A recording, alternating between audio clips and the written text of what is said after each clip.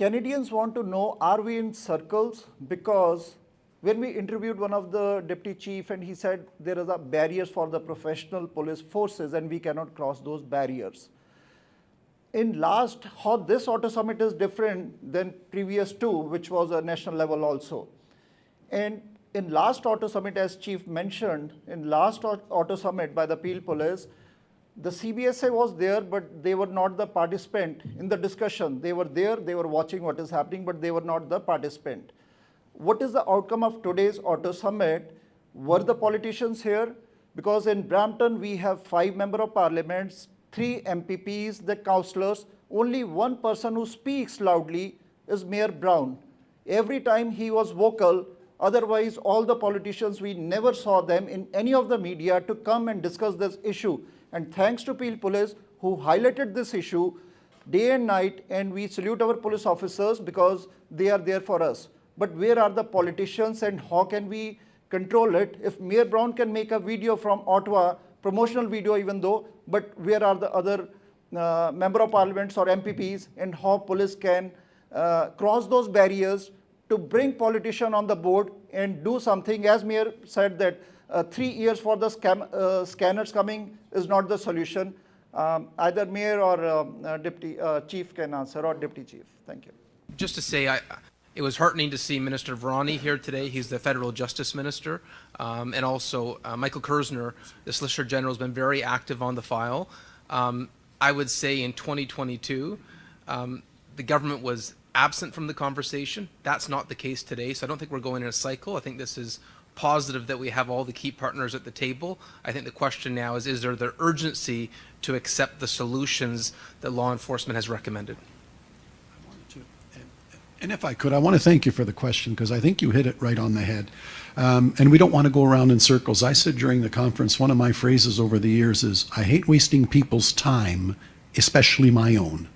And this is the 3rd conference, and we need results. I thank the individuals beside me and what our enforcement officials do, but you understand that these are the tail end of the system. They get the call when your car's gone. Nobody standing here is responsible for your car being gone. We don't build them, we don't manufacture them, we don't create the new technologies to prevent cars from being stolen. We can't mandate that they're included in automobiles. We learned today that the legislation to deal with the upgrading of automobile standards hasn't been dealt with in Canada since 2007. So your question is very, very well put. On the positive side, I think we were listened to today. I think we put the questions that you put, saying we're hearing about devices, we're hearing about maybe not having the ports be so porous.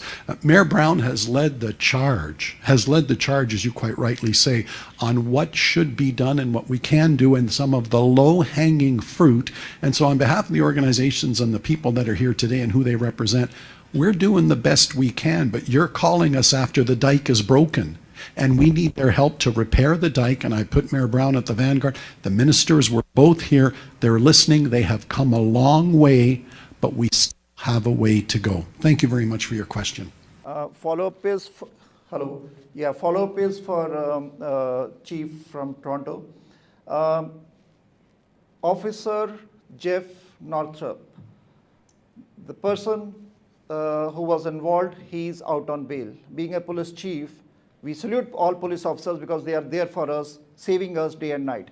How you feel being a police chief, that that person who committed that crime, he is out on bail? Thank you for your question. And what you will know is that case is currently before the court. The trial, I think, just started on Monday. So, I'd be remiss to speak, before the facts have been heard, in that matter. But what I can say is this: that the facts would have been put before the court. They would have to weigh the conditions, and we have to trust that our system made the right decision, even though personally we may have take a position on that. Without having all the facts, I don't think it's fair for me to say that justice wasn't done with respect to providing bail to that individual.